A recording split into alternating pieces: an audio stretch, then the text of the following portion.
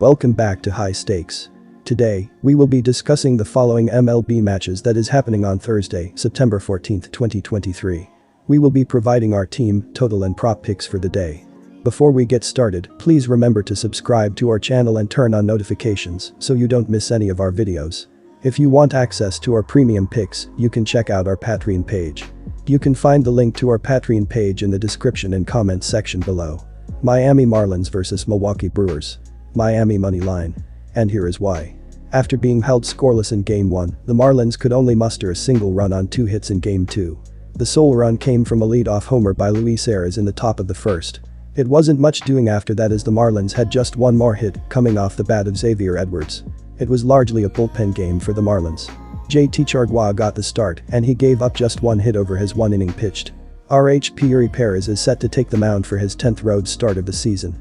Perez holds a 5-4 record on the season to go with an ERA of 2.90. He has been the most vulnerable when tossing on the road this season as his ERA ticks up to 4.17. Along with the high ERA, opponents have been hitting their strongest when Perez is away from the house. What's also come on the back of the higher batting average has been home runs. Perez has given up a home run per start on the road this season, though he's cut that average in half during daytime outings. In his 2 starts this month, Perez has not fared well as he's given up 4 homers and has allowed as many hits as innings pitched. Although the playoffs are not on the horizon for the Miami Marlins this season, they have shown strength on the road.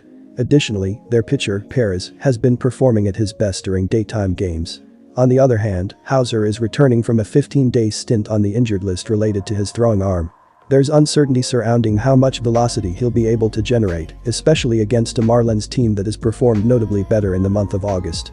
Furthermore, Hauser has been experiencing an increase in home runs allowed over his last 5 starts, which could be a cause for concern. Given these factors, it appears favorable to pick the Marlins in this matchup. Take over 8.5 runs. After winning Game 1 in 12-0 fashion, the Brewers' offense toned it down a bit in Game 2, putting together a 3-run showing. It was a pretty quiet night for the offense as Milwaukee totaled just 5 hits. Josh Donaldson definitely stuck out as he finished 2-2 at the plate and added a home run. Freddie Peralta got the nod and he retired 9 batters over 6.2 innings while giving up just 1 run. RHP Adrian Hauser is slated to close the series out for Milwaukee. Hauser will be coming off the 15-day Illinois as he was battling an elbow injury. Hauser holds a 5-4 record to go with an ERA of 4.58 on the season. He's been very hittable at home this season as he has given up more hits than innings pitched when on the mound at American Family Field. While the hits have come, Hauser is striking out nearly twice as many batters as walks given. During daytime games, he's posted his strongest ERA and has boosted his KBB to 4.1 as well. Hits have continued to come, but Hauser is holding opponents to his strongest OBA when he's hurling in daytime games this season. He finished the month of August with his strongest opponent batting average, but his ERA ticked above his season average as he went on to drop his walk rate, but home runs became more frequent.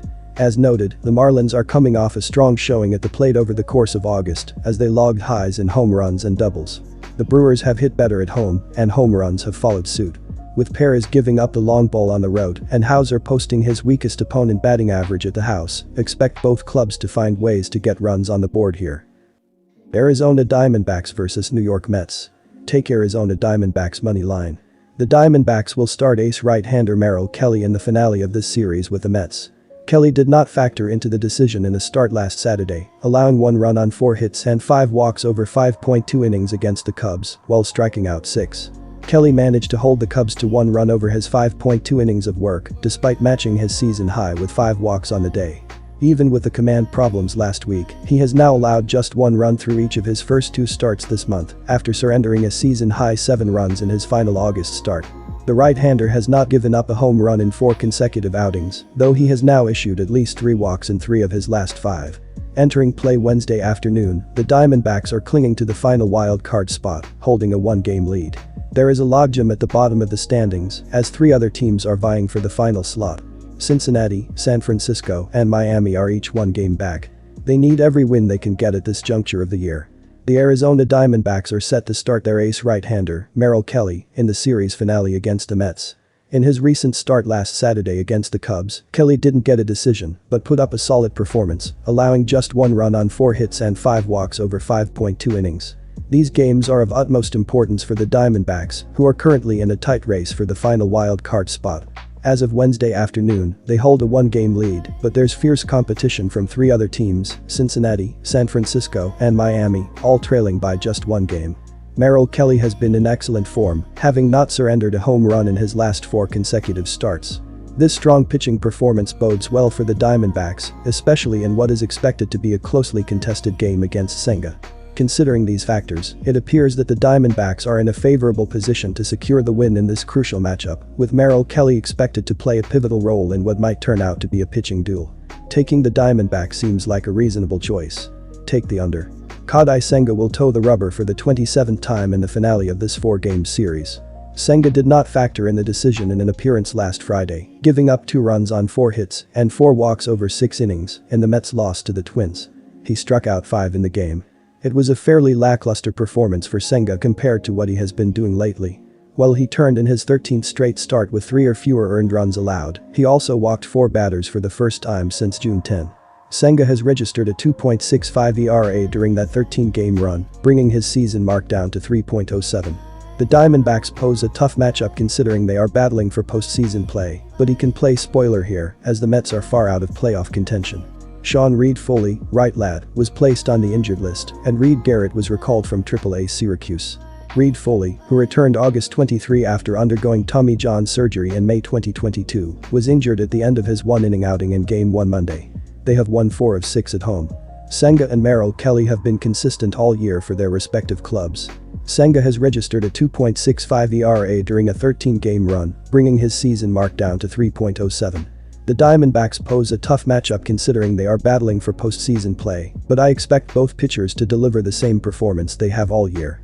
The total number has gone under in 12 of New York's last 18 games and 4 of 6 facing National League opponents. Although runs were scored in bunches in Game 1, they will be tougher to come by facing Senga and Kelly. Take the under. Texas Rangers vs Toronto Blue Jays.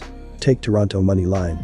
With Toronto losing the first 2 games of this series, the Rangers officially will have a better head-to-head record over the Blue Jays, regardless of what happens in the final 2 games, which could be huge at the end of the season.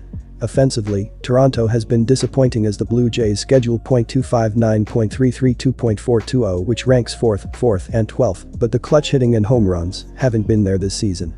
Against Eovaldi, Kirk hits .625 in 8 abs, Merrifield hits .429 in 7 abs, Guerrero Jr. hits .333 in 18 abs, Bichette bats .300 in 20 abs, Biggio bats .286 in 7 abs, and Kiermaier bats .231 in 13 abs.